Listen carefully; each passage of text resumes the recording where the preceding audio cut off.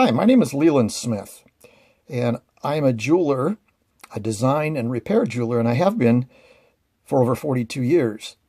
I have a business page on Facebook.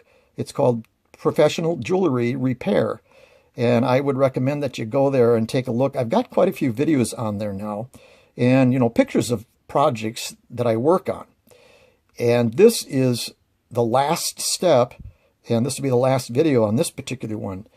Now, this is a 10 millimeter wide band, and it's pretty amazing. It's over 100 years old, and it needed to be resized for the lady that inherited it. And obviously, they're not always going to be the same size when a ring gets passed down from one generation to another. And so it's been sized 3 other times, and I didn't want to recut through any of those old seams. Well, actually, I cut through one seam so that when I put a piece in, it's only adding one more seam. I hope you followed that.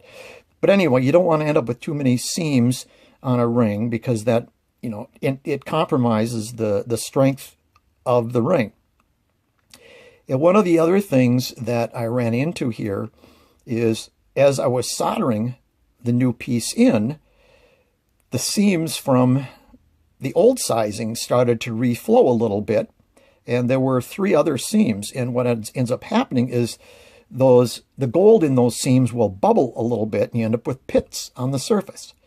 So what I decided to do is I used some lower temperature solders, and I laid on the seam where the little bubbles were, I laid some new solder that was a low temperature, and then I heat it from the inside with my torch. And when I do that, what ends up happening is it pulls the solder into those little pits. And it was successful. It's not always successful doing that, and you end up having to cut through the seam to eliminate those little pits.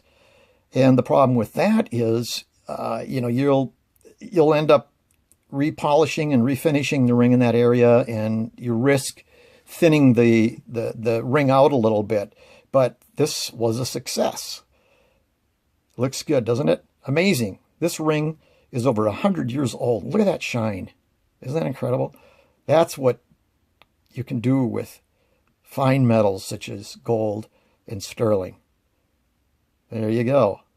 All right, it's all ready for the customer to pick up. I hope you enjoyed this.